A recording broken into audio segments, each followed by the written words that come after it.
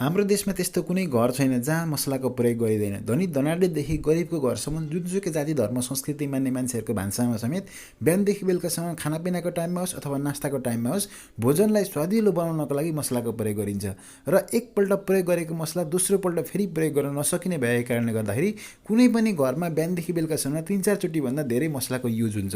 त्यही कारणले कोही मान्छेले यदि सानो लगानीमै आफ्नो घरदेखि मसला उद्योग सुरु गर्ने हो र मसलामा प्रयोग हुने खोर्सानी, जिरा, बेसार, अदुवा, धनियाँ, पत्रस, मेथी, अलैँची, ल्वाङ, सुकमेल, दालचिनी लगायत अन्य विभिन्न अरू पनि हुन्छन्, तिनीहरूलाई आफ्नो तरिकाले मिश्रण गरेर तिनीहरूको पेस्ट अथवा तिनीहरूको धुलोलाई नयाँ तरिकाले मिश्रण गरेर नयाँ खालको स्वाद दिएर नयाँ प्याकेजिङ गरेर यदि बजारसम्म पुर्याउने हो भने विदेश नगइकन स्वदेशमै बसेर एकदम सोचेभन्दा धेरै महिनाको 50,000 देखि 1 लाखसम्म सहज रूपमा कमाउन सकिन्छ।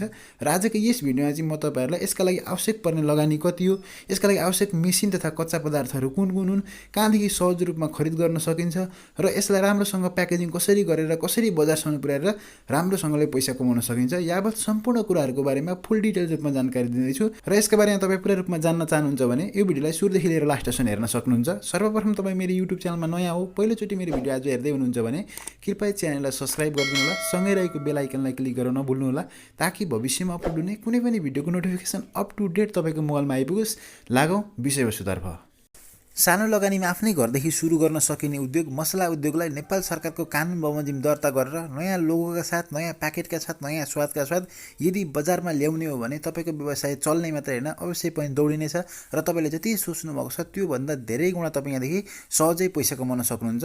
यो मसला उद्योगमा आवश्यक पर्ने जति पनि मेसिनहरू छन् तिनीहरूको सहायताले र तिनीहरूभित्रैबाट तपाईँले अन्य विभिन्न अप्सन्सहरू पनि जेनेरेट गर्न सक्नुहुन्छ अथवा भनौँ विभिन्न खालको बिजनेस पोलिसीहरू पनि निकाल्न सक्नुहुन्छ, जसका लागि तपाईँले खोर्सानीको मात्रै एउटा प्याक बनाउन सक्नुहुन्छ अलग, जिराको धुलोको प्याक मात्रै पनि बनाउन सक्नुहुन्छ, धनियाँको धुलोको प्याक मात्रै, बेसारको धुलोको प्याक मात्रै बनाउन सक्नुहुन्छ, लगायत अन्य विभिन्न जति पनि कच्चा पदार्थहरू छन् तिनीहरूको बेग्ला बेग्ली अलग अलग प्याक बनाउन सक्नुहुन्छ अथवा यिनीहरूको सम्मिश्रणद्वारा नयाँ कुनै एउटा टेस्ट दिएर त्यो मसलाको प्याक मात्रै बनाएर पनि बजार लान सक्नुहुन्छ। यसरी तपाईँले विभिन्न अप्सन्सहरू बनाउनु भयो भने धेरै अप्सन्स भएको कारणले गर्दाखेरि धेरै माग बजारमा हुन्छ र धेरै तरिकाबाट तपाईँ सामान आफ्नै प्रोडक्ट धेरै तरिकाबाट बेच्न सक्नुहुन्छ र राम्रोसँगले पैसा कमाउन सक्नुहुन्छ। मसला उद्योगका लागि आवश्यक विभिन्न मेसिनहरू पर्छन्। सबैभन्दा पहिला म तपाईँहरूलाई यसका लागि आवश्यक पर्ने मेसिनहरूको बारेमा जानकारी दिन्छु।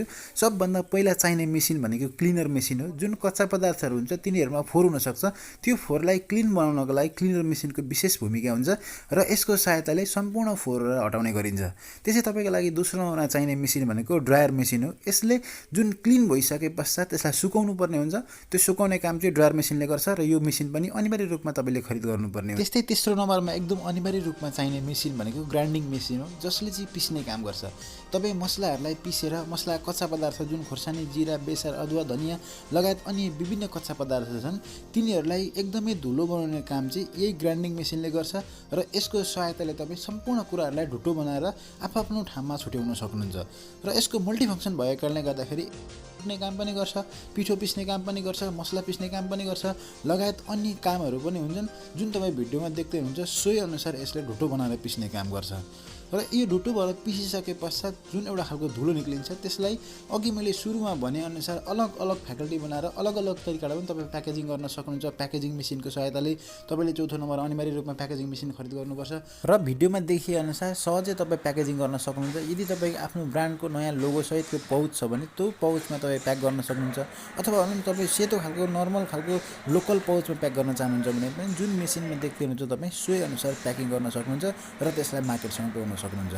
यी अब सम्पूर्ण सामानहरू अथवा यी सम्पूर्ण मेसिनहरू तपाईँ सहजै खरिद गर्न चाहनुहुन्छ भने जुन स्क्रिनमा देखेको नम्बर छ त्यसमा कन्ट्याक्ट गरेर खरिद गर्न सक्नुहुन्छ। यो नेपालको जुनसुकै ठाउँमा पनि डेलिभर दिन सक्ने खालको एउटा कम्पनी हो अथवा मेसिन नेपाल भन्ने एउटा व्यावसायिक रूपमा उहाँहरूले चाहिँ मेसिन बेच्ने काम गर्नुहुन्छ। यो उद्योगको लागि मात्रै नभइकन अन्य विभिन्न उद्योगहरूको लागि जति पनि मेसिनहरू चाहिन्छ सम्पूर्ण मेसिनहरू उहाँहरूले बेच्नुहुन्छ। सहजै यहाँनिर कन्ट्याक्ट गरेर खरिद गर्न सक्नुहुन्छ र कतिपय इन्डियन च्यानलहरूले चाहिँ एकदमै सस्तो रेटमा 1,500 रुपियाँमा, 2,000 रुपियाँमै अथवा 20-25 हजारमै पनि पाउन सकिन्छ, 40 हजारमै पनि पाउन सकिन्छ भनेर एड हालिरहेका हुन्छन्।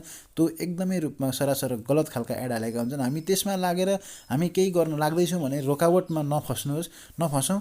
यसलाई कति पर्छ एक्ज्याक्ट मूल्य बुझेर पछिसम्म फिडब्याक हेर्ने गरी मेसिन नेपाललाई कन्ट्याक्ट गरेर पछि भविष्यमा आइपर्न सक्ने समस्या त्यसको लागि आवश्यक ट्रेनिङहरू सम्पूर्ण त्यहीँदेखि लिएर र भविष्यमा बिग्रेको कन्डिसनमा पनि हेरिदिने शर्तसहित तपाईँले नेपालमै यही मेसिन नेपालबाट खरिद गर्नुभयो मेसिन भने जति उपयोगी रकम एक आपसमा मिलेर भने तपाईँ सहजै एकदम राम्रोसँगले पैसा कमाउन सक्नुहुन्छ र सहजै यो उद्योगबाट तपाईँ लाखौँ लाख कमाउन सक्नुहुन्छ।